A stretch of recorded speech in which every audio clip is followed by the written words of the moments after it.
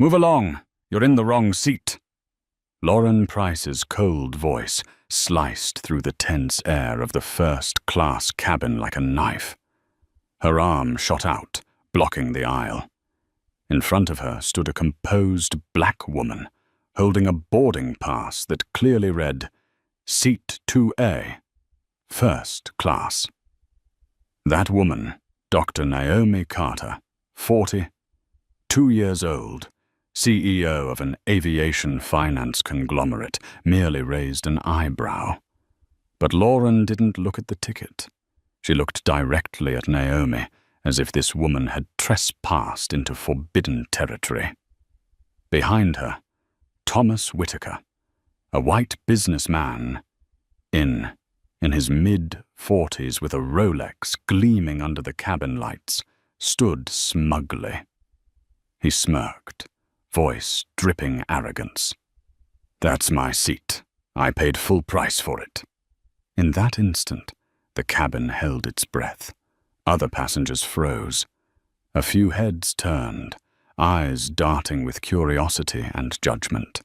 Silence thickened, broken only by the low hum of the air conditioning and the clatter of luggage wheels from the economy section behind the curtain. Naomi did not lash out. She did not shove Lauren's arm aside or argue with Thomas. Instead, a faint smile crossed her lips. From her handbag, she pulled out a business card and placed it calmly on the nearest tray table. The embossed silver letters gleamed under the cabin lights. Naomi Carter, Chief Executive Officer, Meridian Aviation Holdings. No one breathed. In those few heartbeats, Lauren and Thomas could not yet grasp that their careers were teetering at the edge of a cliff. Aaron Cole, a 38-year-old travel journalist, seated in premium economy just behind the curtain, had been hoping for a quiet flight to finish his article. But from his seat, he could see everything: the gestures, the looks. His instincts screamed that this was more than a trivial squabble. This was a story about power, prejudice, and justice. The scene mirrored countless others he had witnessed. Black passengers, scrutinized more harshly. Women underestimated. The unspoken hierarchy of who belongs and who doesn't, carved by someone else's gaze. Naomi stood with a calm that unsettled the air itself. Her navy suit, tailored to perfection, framed her tall frame. Her natural hair was tied neatly in a bun, no extravagant accessories. She had nothing to prove, yet her simplicity became fuel for doubt. Did she truly belong here? Lauren arched an eyebrow, projecting her words for all to hear. "You're in the wrong cabin. Premium economy is behind you." The word premium dropped heavy, as if to say, first class is for those who deserve it. Naomi slowly extended her boarding pass. "Seat 2A, first class." Her voice was steady, not a trace of apology, but not raised in anger. It was the voice of someone used to making billion-dollar decisions, now being treated like an intruder. Lauren grabbed the ticket, flipping it over, narrowing her eyes as though she could spot a forgery in the ink. "This doesn't look right. That seat is reserved for full-paying passengers." Thomas snorted, seizing the chance to sneer. "Exactly. I paid full price. Not everyone can." A few glances flickered toward Naomi, some curious, some doubtful. In seat across the aisle, Evelyn Grant, 72, a retired law professor, gripped her cane with knuckles white. Her sharp eyes burned with quiet fury. She had witnessed a lifetime of injustice and knew instantly this was not about a seat, but about dignity itself. The cabin air thickened. Naomi stood firm. Lauren called out, Rachel, come here. We have a situation.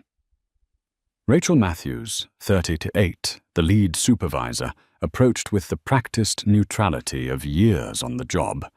Yet before hearing a word, her eyes betrayed an instant bias siding with Lauren. What's going on? Lauren jerked her chin toward Naomi. This passenger is trying to sit in first class with what looks like a suspicious ticket. Rachel didn't call Naomi by name. She didn't say she. She said, "This passenger." The distance in those words cut deeper than a blade. Naomi stayed silent, but Aaron's fingers were already flying across his laptop keys. He knew a storm was coming. When Jordan Pierce, a 34-year-old security officer, arrived, the tension in the cabin reached a breaking point. He carefully inspected the boarding pass and ID. Every detail was flawless. He leaned toward Rachel, voice low. "Ma'am, everything is valid. Seat 2A belongs to Ms. Carter." Rachel's face stiffened. "Final decisions rest with the crew. It's about flight safety." Naomi lifted her chin, eyes blazing at the flimsy excuse. "Flight safety? Because I'm sitting in the seat I paid for." Her words, calm yet piercing, silenced the entire cabin. Evelyn tapped her cane against the floor, the sharp clack echoing like a gavel strike. "Nonsense. I've flown for 60 years. This is discrimination, plain and simple." A wave rippled through the passengers. Some pretended to look at their phones, others whispered to neighbors. But no one could deny what they had just witnessed. Blatant prejudice in plain sight. Naomi glanced at her watch, drew in a steady breath, then smiled faintly as though she had reached a decision. "I want to speak with the captain." Paul Bennett, the ground supervisor, stepped forward, voice uneasy. "The captain is preparing for takeoff. We can't." Naomi cut him off, her tone quiet but unyielding. "I think this time you'll want to call the captain immediately." In that moment, no one on board could have known that within minutes, the balance of power on this flight would be overturned completely. The air in the first-class cabin was as heavy as a storm on the verge of breaking. Passengers who had sat silently began to lift their heads, their eyes wavering between curiosity and unease. They sensed that what was unfolding was not a simple seat dispute, but the unveiling of a much deeper fracture in the walls of power and prejudice. Jordan Pierce, the young security officer, still stood beside Naomi. He felt the conflict pounding in his chest. On one side, orders from superiors. On the other, the undeniable truth of the boarding pass he had just checked. His years on the job had taught him to follow protocol. But the calm face and steady eyes of Naomi made it impossible to turn away. Rachel Matthews, the supervisor, adjusted the lapel of her uniform, her voice firm. "We need to resolve this immediately to avoid delays. If the passenger does not cooperate, we will be forced to remove her from the flight." Naomi lifted her head, her dark eyes glowing with determination. She did not shout, did not argue, but answered calmly. "You may do that, but before making such a decision, call the captain. I want to hear the judgment of the person with the highest responsibility here." That composure sent chills through those nearby. She was not resisting with rage, but with the quiet confidence of someone who knew she stood on solid ground.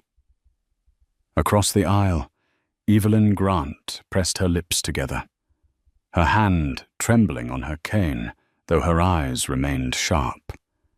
She had lived through the civil rights movement. had watched friends march for justice. She recognized that this moment was not so different, except the stage was now a suffocating first-class cabin, and the audience was not just a few dozen passengers, but possibly hundreds or thousands watching through the glow of phones. Indeed, just a few rows back, 27-year-old Sofia Alvarez quietly raised her phone. The screen blinked with the word live. At first, only a few dozen tuned in, then the numbers began to climb. Comments scrolled across. What's going on? This is blatant discrimination. With each passing second, the cabin carried not only the passengers inside, but the invisible weight of an online community outside. Thomas Whitaker, who had arrogantly claimed, "That's my seat," grew impatient. He thrust his paper ticket into the air, his voice sharp. "I don't have time for this. I have a meeting in New York. The captain needs to know that I paid full price, while she clearly—" He left the words hanging, but the contempt in his eyes finished the sentence. Naomi turned slightly, facing him directly. There was no anger, only a faint smile at her lips. "Mr. Whitaker, soon enough we will all know who truly paid for this seat and for this plane." Her words struck like a spark tossed into a closed cabin, causing a few heads to snap up. Paul Bennett, the ground supervisor, stepped in. His forehead glistened with sweat, his eyes avoiding Naomi and the crowd alike. His voice was firm, but trembled beneath the surface. "Passengers, please remain calm. We will resolve this at the gate. Ms. Carter, please follow me outside." Naomi glanced at her watch, then swept her gaze around the cabin. Faces filled with curiosity, caution, a few with sympathy, and here and there, quiet solidarity. She knew this was the pivotal moment, either retreat silently or stand firm and force the truth to surface. She nodded slightly, her voice low but resonant across the cabin. "If you insist, then call the captain, because this is not just about a seat. This is about the dignity of this entire airline." Aaron Cole felt a current shoot down his spine. He had witnessed hundreds of arguments on flights, but never a woman facing injustice with such measured calm. In her eyes, there was no impulsive defiance, but strategy. It was as though she had entered this confrontation long before, waiting for the moment her opponents would expose themselves. The silence in the cabin stretched tight as a violin string. Every glance, every breath awaited the next strike of the gavel. Lauren, Rachel, Paul. Each of the 3 crew members began to realize they were no longer in control. Under the harsh white light of the cabin, the masks of authority were beginning to crack, and in the very center of the storm, Naomi Carter stood tall, like an unshakable pillar. In just a few minutes, everyone would know that the woman they tried to humiliate was not the weaker party, but the hand holding the fate of the entire crew. The cabin tilted in tense silence. No one spoke, but everyone could feel it. One more step, and the truth would explode. Jordan Pierce, the security officer, drew in a deep breath. He looked at the boarding pass one last time. Seat 2A. First class, printed clearly, the barcode matching perfectly. He whispered, "This ticket is valid. I confirm." A small drop, but one that fell into an already unsettled pond. Rachel Matthews frowned, clinging desperately to authority, slipping him through her fingers. The final decision belongs to the crew. For the safety of this flight, Naomi turned, her eyes flashing with cold light. Flight safety? Then tell me, what danger is there in a woman sitting in the seat she paid for? The question, sharp as a blade, left no answer. From her corner seat, Evelyn Grant suddenly struck her cane against the floor, the sound echoing like a judge's gavel. Her voice, raspy yet thunderous, filled the cabin. Nonsense! I have flown for over 60 years. And I know very well this is not about safety. This is discrimination. Her words split the air like lightning, startling many passengers. Some turned away, pretending not to be involved, but others began to nod. A young couple on their honeymoon exchanged grave looks. A student whispered, "This is insane." First class, usually a haven of quiet luxury, had transformed into a discreet courtroom with Naomi at its center. Meanwhile, Sofia Alvarez's phone buzzed in her hand. Her live stream had crossed 200 viewers. Comments flooded in. What airline is this? Don't let them kick her out. It's 2025 and this is still happening. Sophia's heart raced. She knew with each passing second this story was escaping the cabin and reaching the world. Thomas Whitaker still stood there, face flushed red. He jerked his chin toward Naomi, his voice sharp with irritation. This is a waste of time. She clearly doesn't belong here. I have $1 million meeting in New York, and I'm not wasting my time on this nonsense. Naomi looked at him, her eyes impossibly calm. Then in a voice soft as a breeze, but loud enough for all to hear, she said, "Mr. Whitaker, perhaps you should reconsider. Because this seat, this plane, even this crew belong to me far more than you realize." A few eyes widened. Some people held their breath. One hint, one spark. Paul Bennett, the ground supervisor, stepped forward nervously, fiddling with his radio. His voice quivered with urgency, almost pleading. "Ms. Carter, please step outside. We'll resolve this at the gate, without disrupting the flight."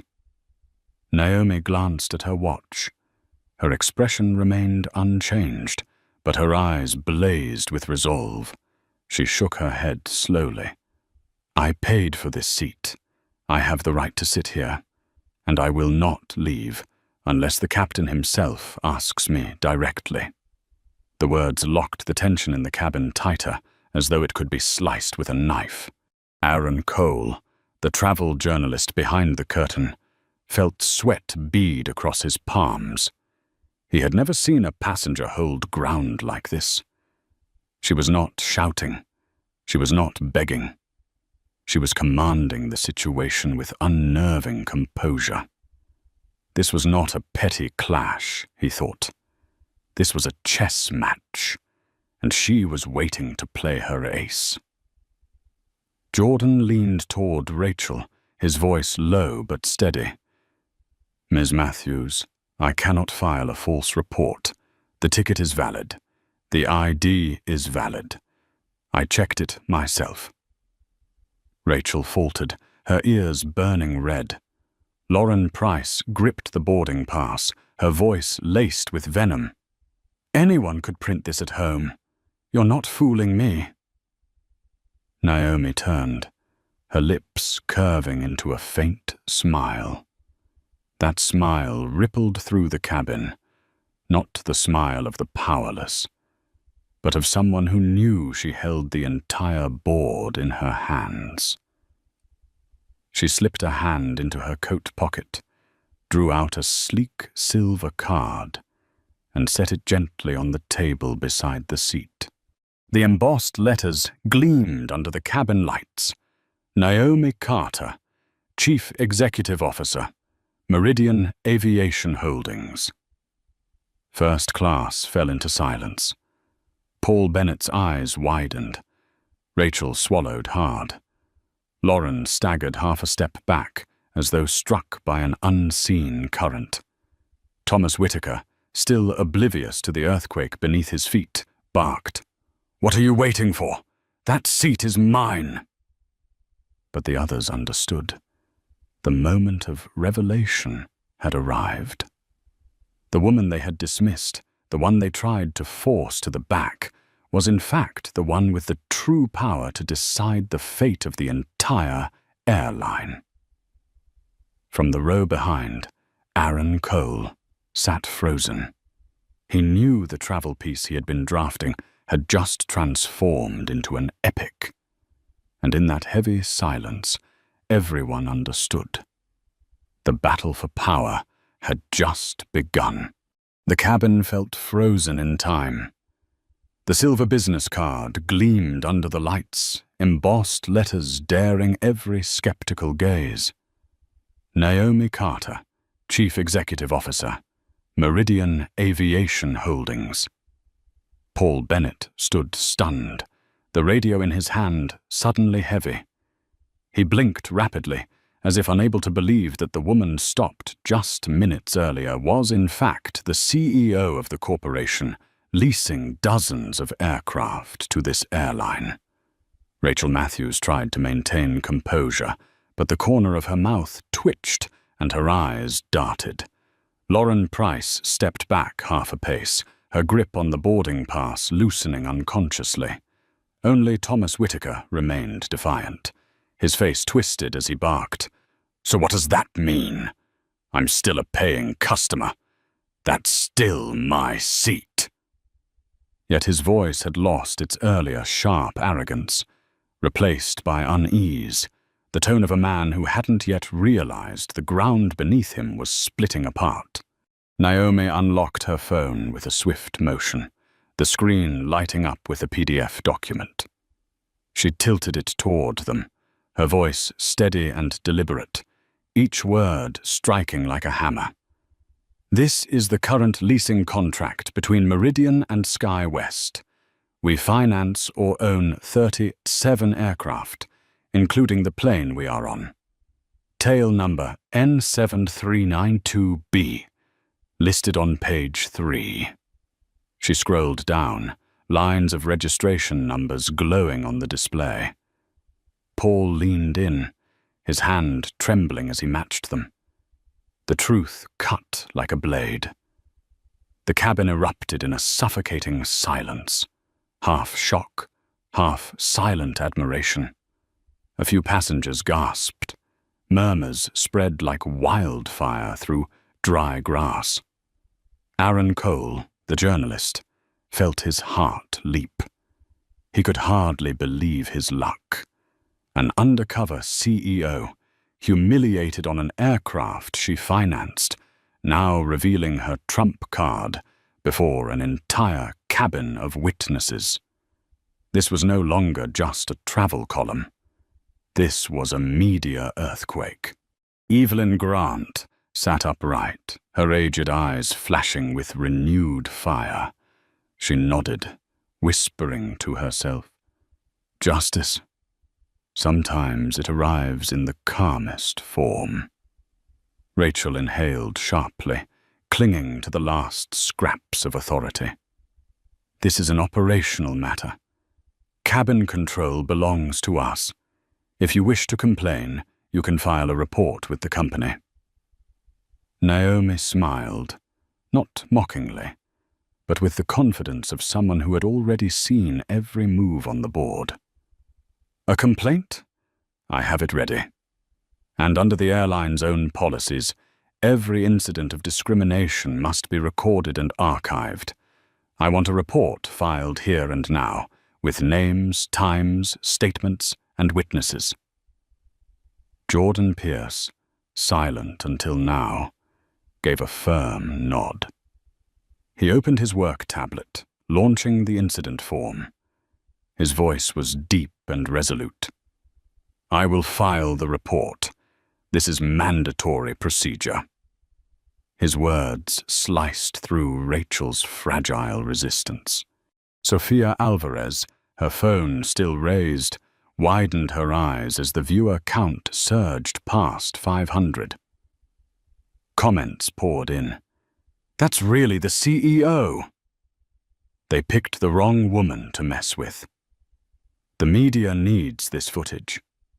She lifted her phone higher, framing Naomi standing tall, her gaze steady amid the chaos. An image that felt symbolic, justice being live-streamed for the world to witness. Thomas, finally sensing the unraveling, muttered weakly, I was told the seat was open. How was I supposed to know?" Evelyn leaned forward, her tired eyes burning with disdain. "By looking at your own ticket, or simply by showing the most basic decency?" Thomas lowered his head, words failing him. Naomi lifted her chin and locked eyes with Rachel. Her voice was low, steady, unyielding. "This is no longer an operational issue. This is a civil rights violation. And it has been recorded, live-streamed, with hundreds of witnesses in this cabin." The plane fell utterly silent. No coughs, no whispers. Only the weight of truth hanging heavy and undeniable. In Aaron's mind, sentences arranged themselves. When truth is blocked at the doorway, sometimes it must force open its own path. And today, on this flight, truth had walked out, unflinching. In that moment, everyone understood. Naomi Carter was no longer just a passenger. She was the arbiter of the game. And from here, the balance of power in the cabin had shifted. The first-class cabin had become a courtroom. Every passenger was a silent witness, and every gaze fixed on the black woman who had just revealed her true identity. Naomi Carter stood tall, her business card still gleaming on seat 2A. Without a wasted motion, she radiated an authority that needed no shouting, an authority born from unwavering faith in truth. Rachel Matthews clung desperately to the last shred of power, her voice sharp but trembling. We hold supreme authority over flight operations. If you continue to disrupt, we will have to report this as a security violation." Naomi turned, her eyes locking onto Rachel's, stripping away every layer of excuse. "Report it, but make sure you include this. A first-class passenger with a valid boarding pass was blocked because of her skin color. And add this too. The incident is being live-streamed to thousands of viewers right now." The word struck like a hammer, leaving Rachel speechless. Jordan Pierce, the security officer, was already typing into his tablet.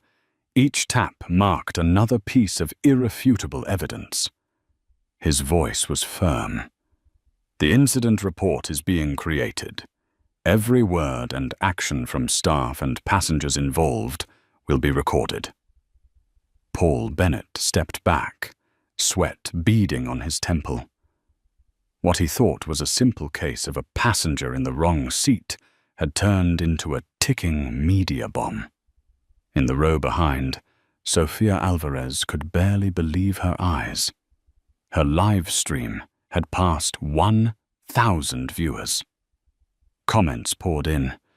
"Which airline is this? Send the link to the press. A CEO discriminated against on a plane her company finances? This is going to explode."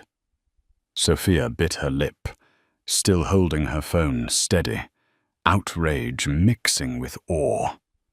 She knew this moment would change perspectives far beyond the cabin. Thomas Whitaker, the man flaunting his Rolex and bragging about paying full fare, now stumbled back, his voice faltering. I was just told the seat was open. I didn't know." Evelyn Grant let out a sharp breath, her voice cold as steel. "Didn't know? A grown man who cannot read a boarding pass, or simply didn't want to know because you believed you were more important?" Thomas dropped his head, his pride shattered into fragments. Naomi turned away from him and faced Paul Bennett, her voice slow, but each word forged in steel. "I want to see the captain, right now." Paul stammered. "But the captain is preparing for departure." "We can't," Naomi cut in, her tone for the first time edged with ice. "You will want to call him. I guarantee it." Paul froze, as though his throat had closed, then spun around and fumbled for his radio. Moments later, the cockpit door opened. Captain Richard Hayes stepped out. 57 years old, hair salt and pepper, eyes seasoned by tens of thousands of flight hours. The atmosphere shifted instantly around him, the natural gravity of a man responsible for hundreds of lives.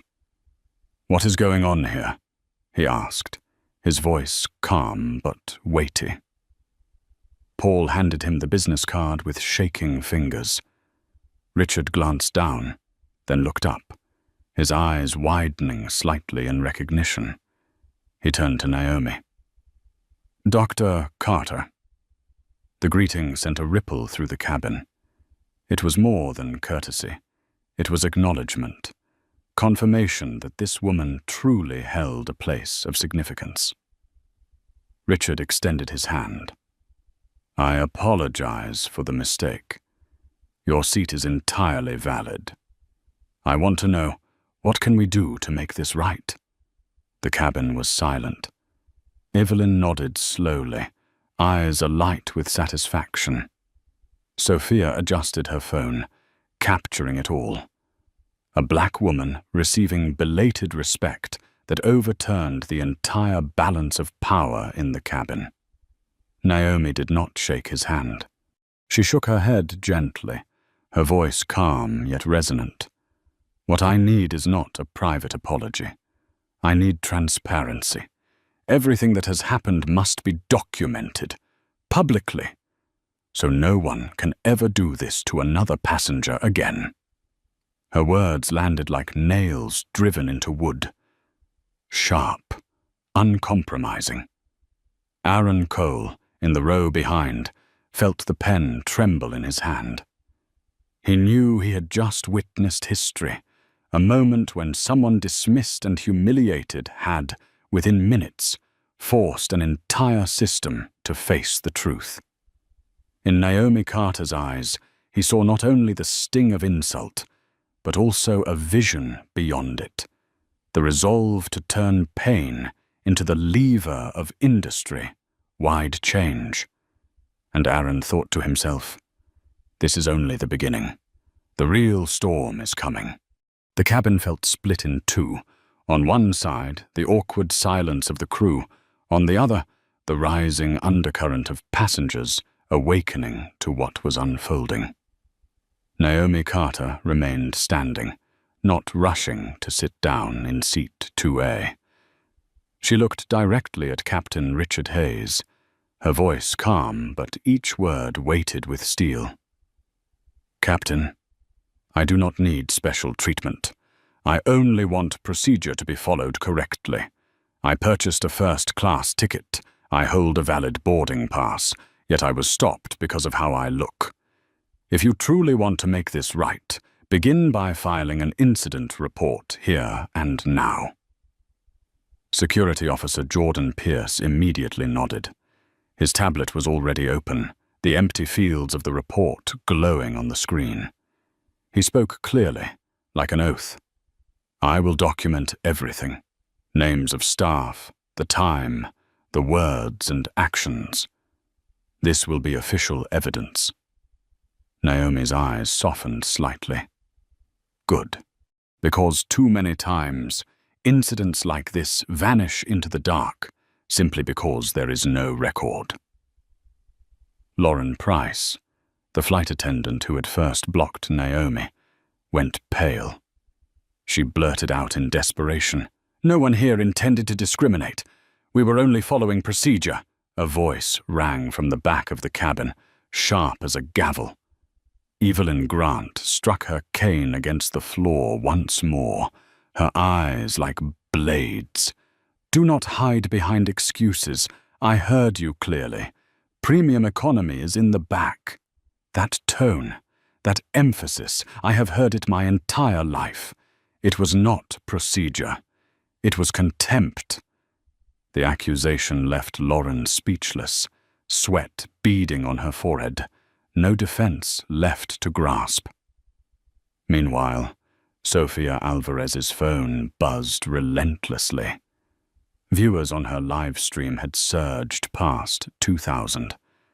Comments poured in, furious and electrified. "This is their CEO. Keep recording. Don't stop. Justice is streaming live." Sophia bit her lip, hands trembling. But she held the frame steady. She knew this was no longer just a personal moment. It was testimony for the world. Thomas Whitaker, the man who had boasted of his Rolex, now shrank into a shadow. He mumbled, I was told the seat was open. I didn't mean." Naomi turned her gaze on him, her eyes not angry but sharp as an X-ray cutting through pretense. "Perhaps you did not mean to, but you benefited from that prejudice, and you stayed silent until the truth was exposed. That too was a choice." Thomas lowered his head, his trembling hand covering the gold watch, a symbol of arrogance now stripped bare. Captain Richard Hayes frowned. He looked at Naomi, then at Rachel Matthews and Paul Bennett. His voice sank, heavy with authority. "Instead of protecting the passenger, you tried to push her out of a rightful seat. Do you understand what you've done?" Rachel tried to reclaim control. "We only wanted to ensure safety." Richard cut her off, his tone sharp. "Do not use the word safety when what you mean is prejudice. I have flown for 30 years. I know the difference between a threat and a humiliation." The cabin froze in silence. Passengers sat motionless. The captain's words had cut apart the mask of procedure Rachel and Lauren clung to. Only then did Naomi slowly sit down in seat 2A. The motion was simple, but it carried the force of a declaration. "This is my seat. I paid for it. And I will sit here." She unlocked her phone again, this time holding the screen directly to the captain. Displayed was a flashing graph. SkyWest's market sentiment index had plummeted 70% in just 30 minutes. Richard narrowed his eyes. Paul Bennett's mouth fell open. Rachel turned white. Naomi lowered her voice, but it carried clearly to those near her. The cost of discrimination is not always just an apology. Sometimes it is $300 million in market value gone in a few hours. The words thundered through the sealed cabin. Passengers stared in shock, while the crew stood nearly paralyzed. Aaron Cole, the journalist, could not resist scribbling. "Dignity, once dismissed, can become the most powerful lever. And today, one woman has turned humiliation into a weapon to shift an entire corporation." He realized this was no longer a travelogue. It was an indictment. Captain Richard exhaled, his voice heavy. "Dr. Carter, I understand. I will contact the company immediately. But you must realize, If this goes public, it will become a crisis. Naomi lifted her head, a cold smile touching her lips. It is already public, Captain, and the only thing that can save this crisis is the truth. The cabin fell silent once more. But this was no longer the suffocating silence of prejudice. It was the silence of a system of power beginning to collapse under the weight of transparency. The first-class cabin trembled under the weight of the numbers Naomi Carter had just announced. $300 million in market value erased. Her words were not only a warning, but a knife driven straight into the heart of the system. Paul Bennett went pale, his hand shaking as he tried to grip the radio, but it slipped as if out of his control. Rachel Matthews sat frozen, her mind spinning. If this information reached headquarters, her career would be over. Lauren Price clung to the last scrap of her pride. Her voice was shrill, trembling yet trying to stay firm. None of us discriminated. This was just an operational mistake.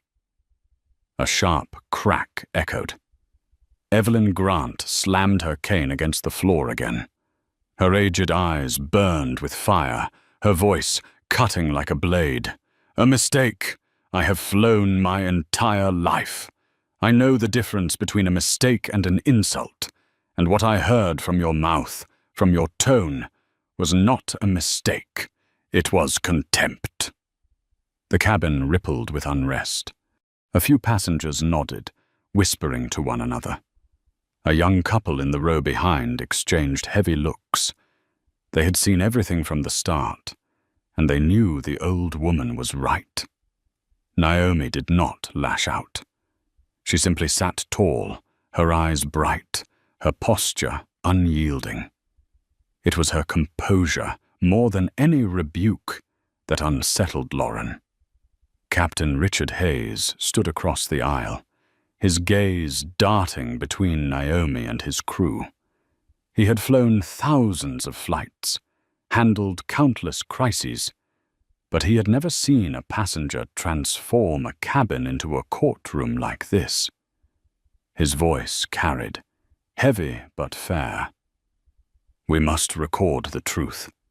Denial will only make things worse. And the truth is already too clear.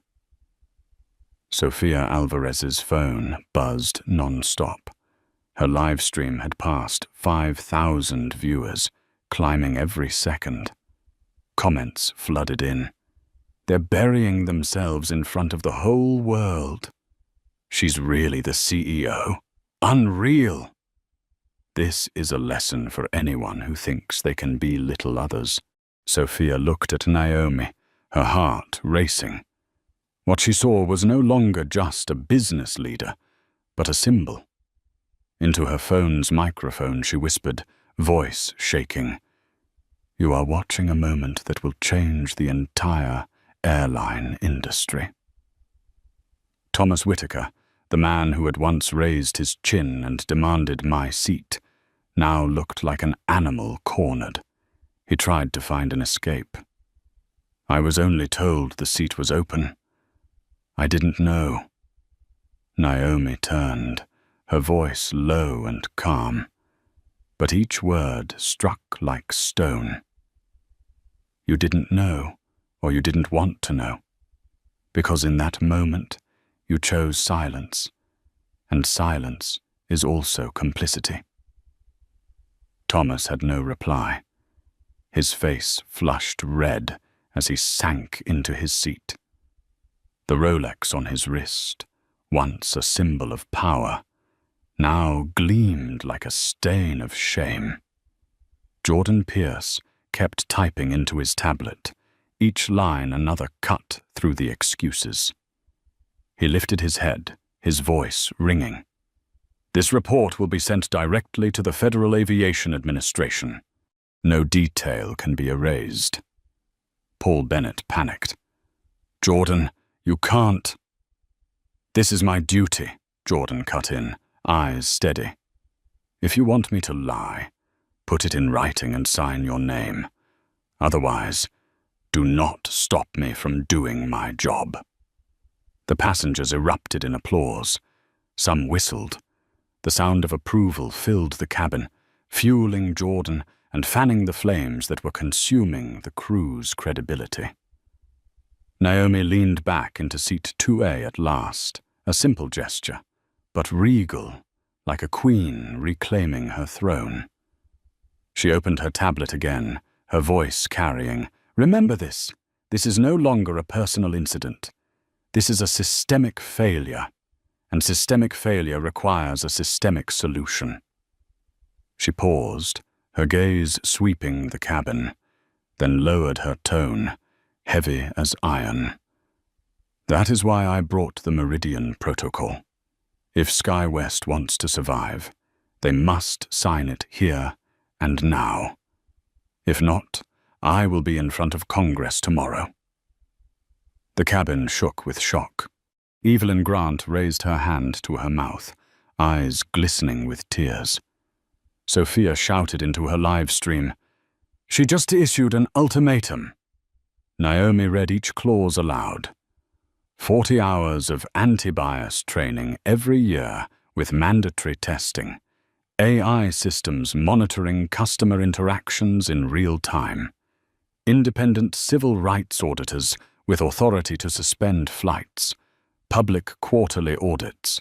A $50 million scholarship fund for disadvantaged groups in aviation.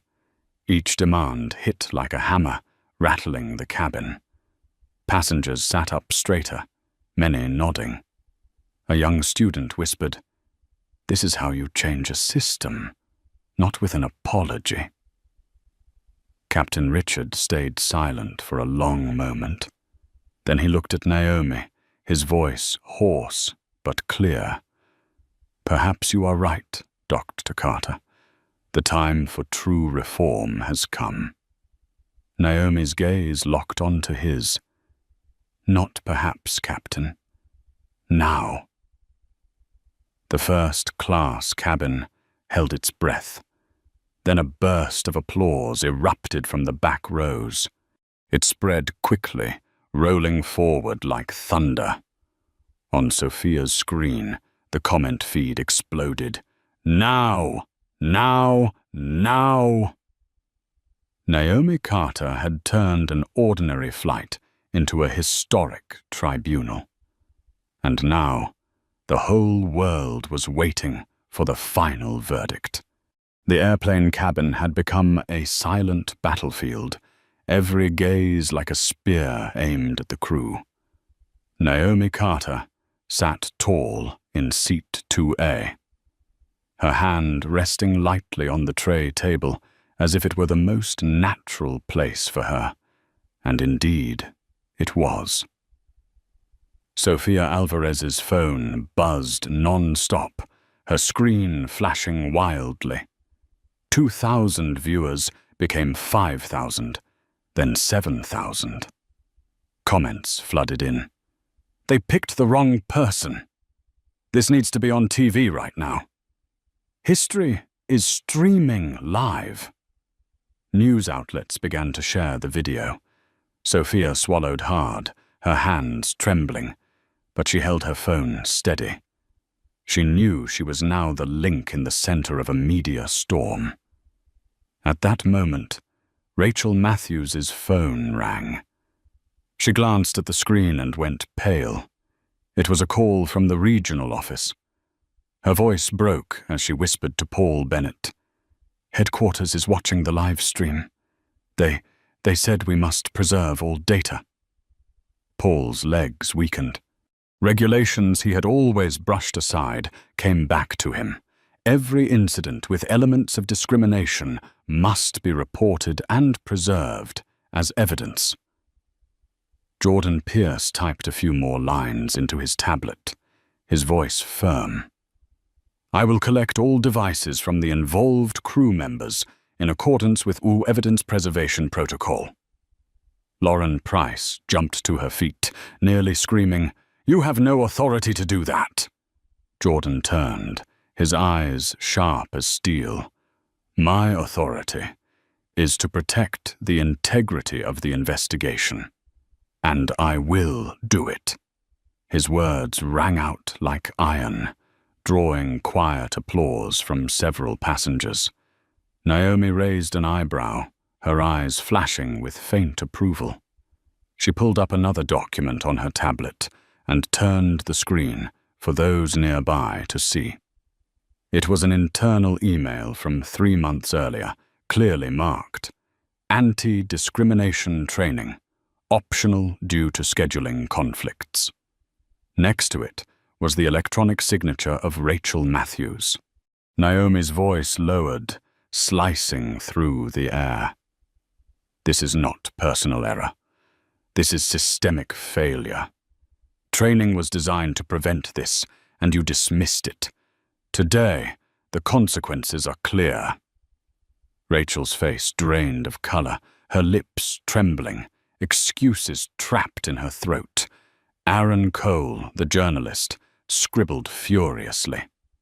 What seemed like a minor clash has exposed the iceberg beneath an entire industry. The truth is not in seat 2A. It is in every review later, every time human dignity was brushed aside. He knew every word he wrote would become part of an earthquake. Naomi leaned back slightly, her voice calm but sharp as glass. "You may call this an incident. I call it evidence. And this evidence will not disappear." In the row ahead, Evelyn Grant closed her eyes and nodded slowly. She whispered, just loud enough for Sophia's live stream to catch. "My son wore a uniform to defend justice. He did not sacrifice so people could be humiliated on this soil."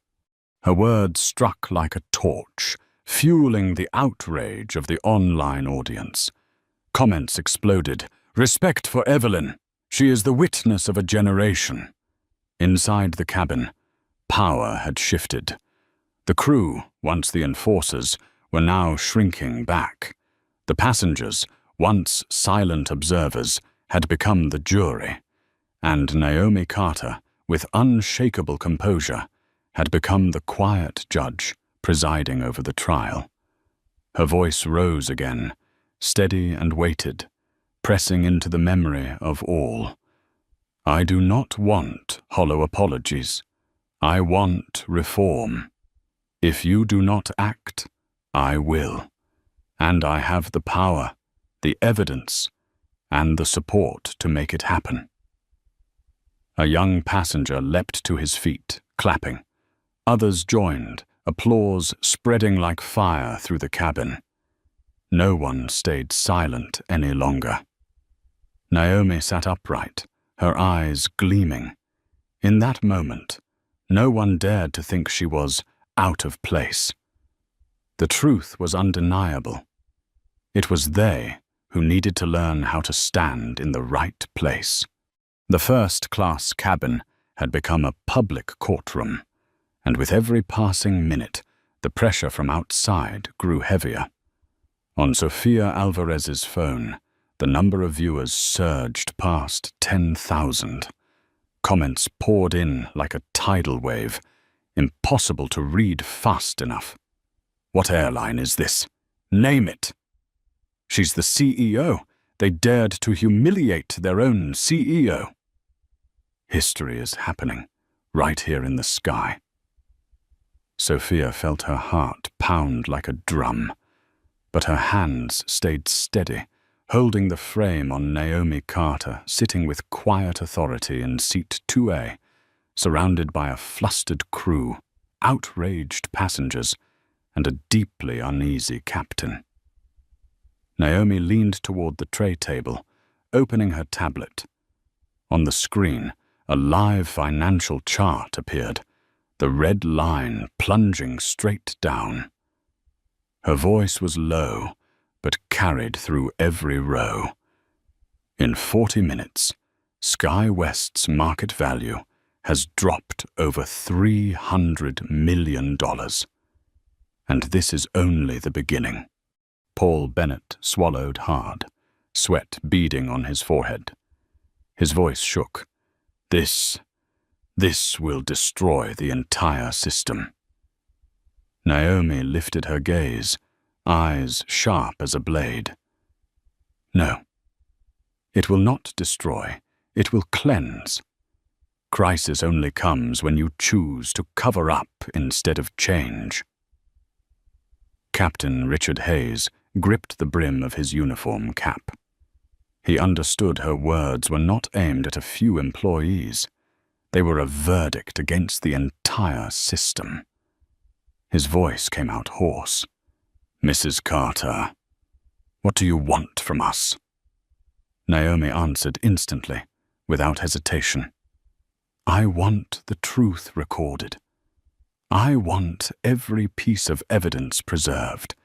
And more than anything, I want a commitment to reform, not tomorrow, not next week, but right now." Murmurs spread through the cabin. A few passengers nodded. Others lifted their phones to capture the moment. Every movement Naomi made was now a message amplified across the world. Rachel Matthews, desperate, blurted out, "We can ban you from flying with this airline." The cabin froze. But Naomi only smiled, the calm smile of someone who held all the power. "I'm afraid, Ms. Matthews, you won't have that authority much longer." Rachel's face went white, her knuckles pale as she clenched her fists. Jordan Pierce typed the final line into the incident report, then raised his head, his voice ringing like a bell. "The report is complete. I officially confirm. Boarding pass valid. Passenger unjustly obstructed. Discriminatory conduct present. This report will be sent directly to the Federal Aviation Administration." The sound was like a final verdict. There was no room left for excuses. Evelyn Grant pushed herself upright with her cane, her voice breaking like thunder. "Enough. I've waited my whole life to hear these words. For too long, we stayed silent. Today, no one can pretend not to see." Applause exploded, first from the back row, then spreading through the entire cabin. Passengers were no longer mere witnesses. They had become a jury, collectively affirming the judgment. Naomi's phone lit up. The name Alexis Chen, chairwoman of Meridian's board, glowing on the screen.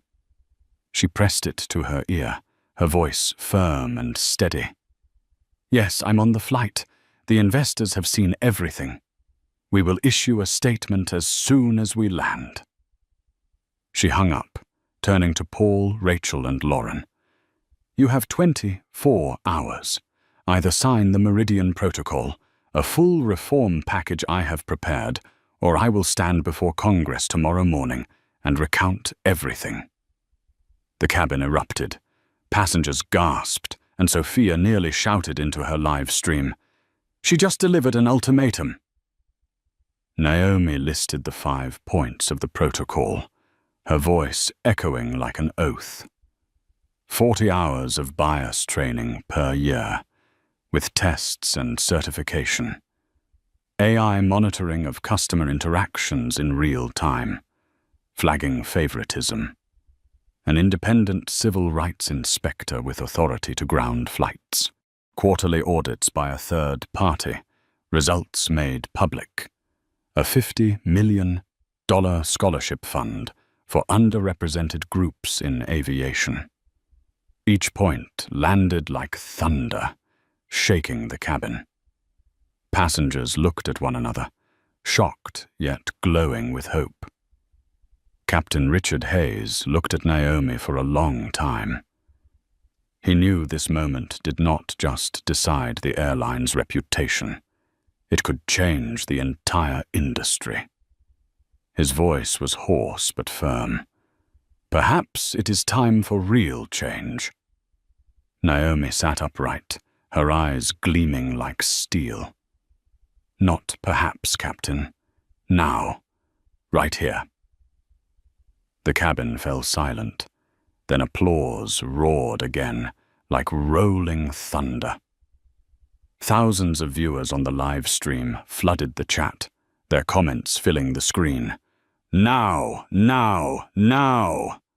Naomi Carter had turned the first-class cabin into a parliament chamber, and the entire world was waiting for the answer. Applause still thundered through the cabin, like a relentless soundtrack, forcing the crew to face the truth. Captain Richard Hayes drew a long breath and slowly stepped toward Naomi Carter. He no longer carried the air of a detached commander, but stood instead as a representative of an entire system, bowing before an undeniable verdict. "Mrs. Carter," he said, his voice low and clear, "on behalf of this flight, I accept the terms of the Meridian Protocol." The cabin erupted. Evelyn Grant burst into tears, her cane trembling as it struck the floor like a victory bell. Sofia Alvarez nearly shouted into her live stream. They signed right here on the plane." The comment feed exploded, filled with thousands of virtual cheers that carried real weight. Naomi gave a slight nod, but she did not stop. She turned, her eyes sweeping over Lauren Price, Rachel Matthews, Paul Bennett, and Thomas Whitaker. Her voice rang out, not angry, but sharp as steel. Systemic reform is one thing, but individuals must also be held accountable for their choices. The air froze. Lauren let out a faint sob. Rachel lowered her head. Paul pressed his lips together, sweat streaming down his face. And Thomas. He sat rigid, eyes darting away like a man who already knew his fate. Naomi lifted her tablet, opening a list of decisions already drafted. Lauren Price, contract terminated, effective immediately. Rachel Matthews, suspended with mandatory retraining. Paul Bennett, demoted to ground operations. Thomas Whitaker, placed on a watch list, restricted from booking first class in the future. "This is not revenge," Naomi said, her voice resonant and steady. "This is consequence. To ensure no one else has to endure what I just endured." For a moment, the cabin was so silent you could hear hearts beating. Then suddenly, applause broke out. From Evelyn Grant. She stood tall, tears shining in her eyes. "My son gave his life defending justice. Today I have seen justice live again. Justice." The entire cabin erupted. Some clapped, some wept. Others raised their phones to record. A rare unity surged through a commercial flight, all centered around one woman who had turned humiliation into justice.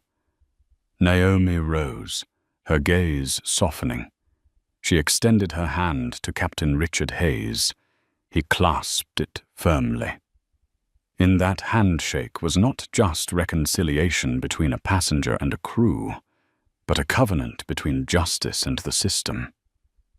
"Thank you for making the right choice," Naomi whispered. Richard replied, his voice breaking. "Thank you for not walking away." In the back row, Aaron Cole, the journalist, had almost forgotten to take notes. He sat frozen, watching the entire scene unfold. Inside him rose a feeling hard to name. The awe of witnessing history, combined with the weight of a profound lesson. Justice does not always shout. Sometimes it only needs to sit upright, steady, and let the truth shine on its own. Naomi settled back into seat 2A. She typed a few final lines into her tablet, then turned to Sophia, who was still live streaming, and spoke softly yet firmly. "Remember this. When they tell you to know your place, answer, 'Yes, my place is the seat I paid for, the seat I earned.' And if they don't understand, make them learn again." Applause swelled once more. The live stream surged past 20,000 viewers, the screen flooded with comments, respect, justice, Meridian Protocol now. First class was no longer a sealed chamber of luxury. It had become a podium, a courtroom, a torch lighting up an entire industry. And Naomi Carter, the woman once stopped at the doorway, now sat in her rightful seat, steady and unshakable, a living testament that dignity is never up for negotiation. Some flights land in peace, and others leave a mark like a scar etched deep into history. The journey on Sky West that day was not simply about a wrong seat. It was a lesson in the power of composure, of knowing your worth, and of never allowing anyone to deny it. Naomi Carter did not need to shout. She did not need to struggle. She used only truth, evidence, and the quiet authority within her to force an entire system to bow its head. And it was that very resolve that transformed the first-class cabin into a public courtroom, where justice was no longer hidden in books or courtrooms, but stood right before the eyes of dozens of passengers and tens of thousands watching online. The question for you, the one following this story, is this. If one day you are stopped at the path that rightfully belongs to you, what will you do? Will you step back in silence, or will you stand